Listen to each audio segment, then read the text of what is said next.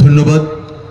এই পর্যায়ে বক্তব্য রাখবেন আহলে সুন্নাত ওয়াল জামাতের মান্যবর প্রেসিডিয়াম, সারা বাংলা সারা জাগানো বক্তা পীর তরিকত আল্লামা হাফেজ ওয়ালিউল্লাহ আশিকি।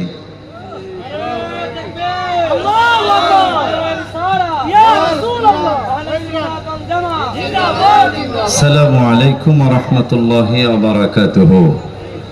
সালাতু ওয়াসসালামু আলাইকা ইয়া সাইয়্যিদি ইয়া রাসূলুল্লাহ ওয়া আলা আলিকা ওয়া আসহাবিকা ইয়া রাহমাতাল লিল আলামিন। আলহামদুলিল্লাহ ওয়া শুকরু লিল্লাহ ওয়া সালাতু ওয়াসসালামু আলা রাসূলিল্লাহ, আম্মা বাদ। আমি সশ্রদ্ধ সম্মান জানাচ্ছি, শুভেচ্ছা জানাচ্ছি সম্মানিত প্রায় হাজারো পীর মাশায়েখ এখানে উপস্থিত আছেন। আমি সকলকে সাক্ষী রেখে সকল হাজারো হাজারো সুন্নি জনতা, সুফিবাদী সুন্নি মহাসম্মেলনকে যারা সম্মান করেছেন তাদেরকে সুস্বাগতম জানাচ্ছি আমার নিজের পক্ষ থেকে। আমি খুব আনন্দে অভিভূত যে আমাদের এই ধরনের সুফিবাদী সুন্নি মহাসম্মেলন বাংলাদেশে মনে হয় আমরা শুরু করলাম।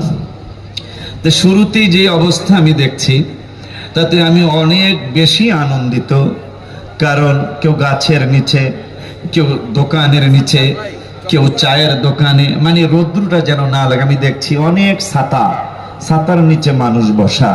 আমি সম্মানিত পীর মাশায়েখ পায়ে হাত রেখে বলবো, আমরা ছোট্ট পরিসরে হলেও, ছোট্ট পরিসরে কেন হবে, এখানে অবশ্যই একটা সুন্দর প্যান্ডেলের ব্যবস্থা করতে হবে।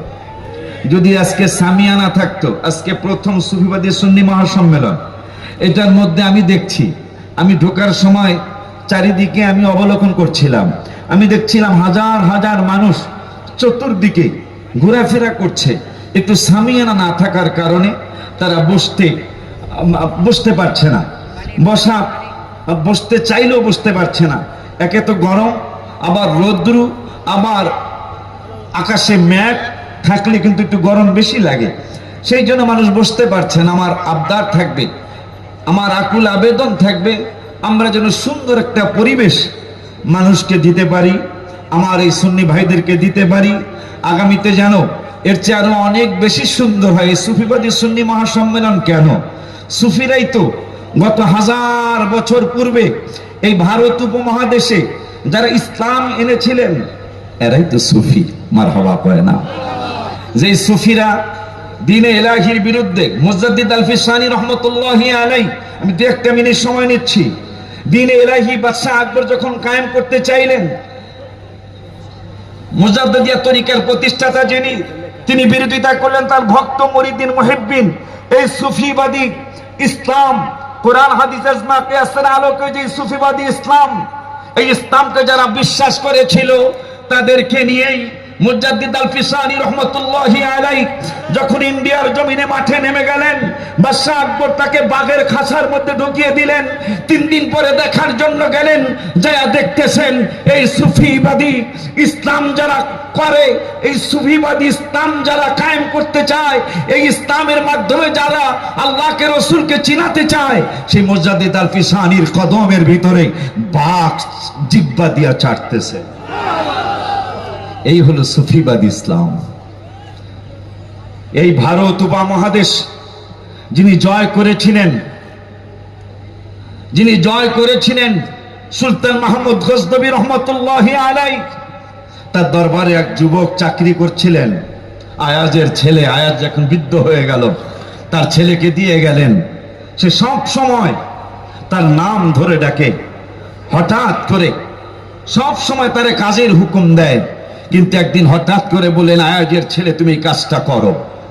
আয়াজের ছেলে ভয় পেয়ে গেলেন, উনি তো আমাকে সব সময় নাম ধরে ডাকে, কাজের হুকুম দেয়, কিন্তু আজকে উনি আমাকে বললেন, আয়াজের ছেলে তুমি আজকে সরোয়ার উদ্যানে যাও।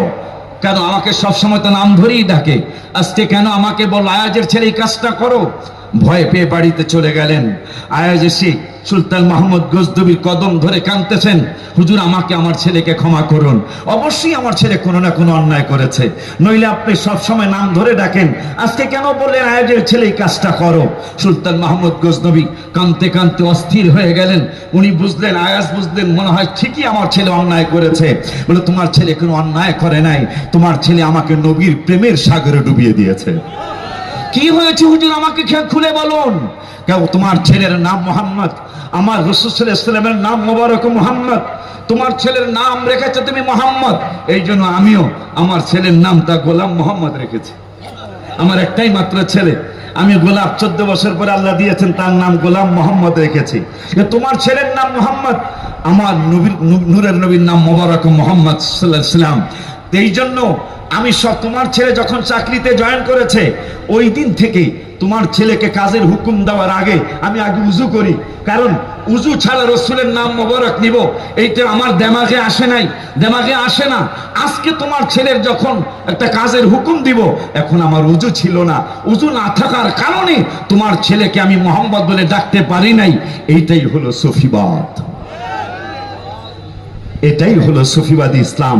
আমার আবদার থাকবে, সম্মানিত অনেক পীর মাশায়েখ এখানে উপস্থিত, সকলের পায়ে হাত রেখে বলবো, আমরা যদি একজনে 100 নিয়ে আসতাম, আজকে এখানে মনে হয় 50,000 লোকের সমাগম হয়ে যেত। এখানে যেই কয়জন আল্লামা আসি আমরা, 100 না 50 জন নিয়ে আসলে আমার মনে হয় এখানে আজকে 30,000 লোকের সমাগম হয়ে যেত। আমার আবদার থাকবে, 12,000 দরবারে বাংলাদেশের জমিনে একটা দরবার থেকে 20 জন আসলে এখানে লোক হবে 3 থেকে 5 লক্ষ। মাত্র 10 জন করে 20 জন করে লোক আসলে এখানে লোক হবে 3 থেকে 5 লক্ষ। আমার ভাই কাসেম আবুল কাসেম ফজলুল হক সাহেবের সাথে ঠোঁট মিলিয়ে কণ্ঠ মিলিয়ে বলছি, আগামী অনুষ্ঠান যেন এখানে অবশ্যই সুন্দর একটা প্যান্ডেল হয়। ওই সুন্দর প্যান্ডেলের নিচে বৃষ্টি আসুক বা না আসুক, রৌদ্র থাকুক বা না থাকুক, আমি এই প্যান্ডেলের জন্য, যেহেতু অনেক পীর মাশায়েখ, বেশি ঘোষণা দেব না, এই প্যান্ডেলের জন্য আমি কম পক্ষে 24,000 টাকা দেব আমার পক্ষ থেকে। যদি সবাই 24,000 দেয়, কি কর কথা কয় টাকা, কালেমা শরীফের 24 অক্ষর, এই জন্য 24,000। যদি এই 500 পিসাব পীর মাশায়েখ বাজানেরা যদি 24,000 করে টাকা দেয়, টাকা হইব কয় লক্ষ। এইরকম সরোয়ার উদ্যান কিনুন যাইব, কথা কয় না। এই আবদার রেখে আগামী অনুষ্ঠান ইনশাল্লাহ সরোয়ার উদ্যান কেন, এইরকম 10টা সরোয়ার উদ্যান ইনশাল্লাহ আমরা যদি 100 করে পীর মাশায়েখ 100 করে লোক নিয়ে আসি, আশা করি জায়গা হবে না। এই আবদার রেখে আপনাদের সকলকে আল্লাহ যেন আবার সহি সালামতে হাবিবের ঘাম মোবারকের সদকায় গন্তব্যস্থানে পৌঁছিয়ে দেয়, আশা ব্যক্ত করে সকলে সুস্বাস্থ্য কামনা করে শেষ করছি। আসসালামু আলাইকুম রহমতুল্লাহ।